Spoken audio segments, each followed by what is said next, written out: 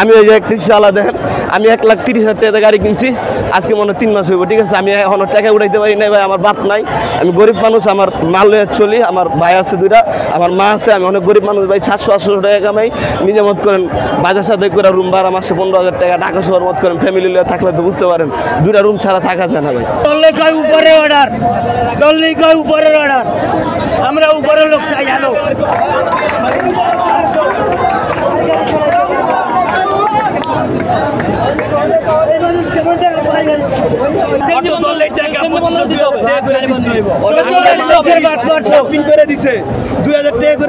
না নিলে কি করছে, যারা ডাম্পিং পাঠাই দিছে কথা আমার দিবি না,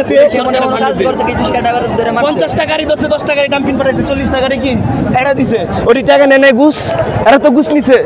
এই যে আড্ডু ভাই 11 নম্বরের, হ্যাঁ কাজ ছাড়ছে 2500 টাকা করে রিক্সাওয়ালা করে জিগান, 1500 টাকা করে প্রত্যেক মাসে নিছে। মিরপুরে এমনি ফাইভের ভিতরে 2000 রিক্সা ছিল, এই সব টাকা কই, এত টাকা মাসে 1500 টাকা করে হিসাব করেন, এই টাকাটি কই গেছে? আর আমরা যদি গাড়ি যদি কাট না নিমু কইছি, তার কাটতে দিছে, মিটার ভাঙ্গা দিছে, তার মোটরের তার কাটতে দিছে, কিছু কইলে মারধর করছে, গাড়ি চালাইতে দিব না চাপা।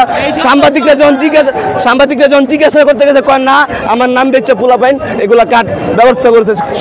আমাকে এলাকার কাউন্সিলর 3 ওয়ার্ড কমিশনার এর কাছে গেছিল সাংবাদিকরা, হ্যাঁ কইছে এই কাট আড্ডু নিজে ছাড়ছে, কোটি কোটি টাকা কামাই লাইছে, হন কি মানুষের উঠে বিলাই দিছে।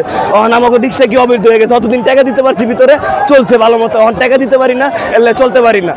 এই দারিং ধরেছে যে হ্যাঁ যে জ্বালানিটা জ্বালাইছে কিছুদিন আগে, জিগান প্রত্যেকটা রিক্সাওয়ালা কইছে কাট না নিলে তো গাড়ি চলবো না, ডাইরেক্ট এভাবে কইছে, হুমকি দিছে, কি আবার কি তার কাটতে দিছে, গাড়ির ভাঙচুর করছে, রিক্সাওয়ালা কথা বলে রিক্সাওয়ালার নামায় পিটাইছে।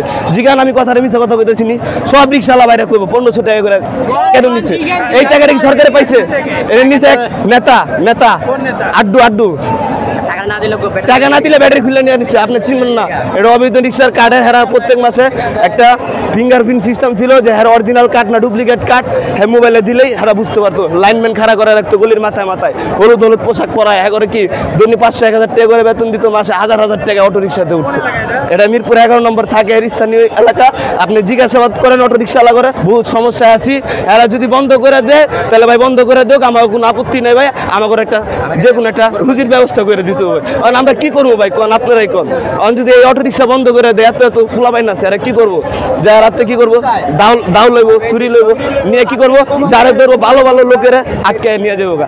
ওখান দেন এই রিক্সা হওয়ার পরের থেকে ভালো লোক নেশা করতে গেলে কত হিরঞ্চি আছে, এরা নিজেরা রিক্সা চালায় কর্ম করে, পরে কি মানুষ এটা ধরে না।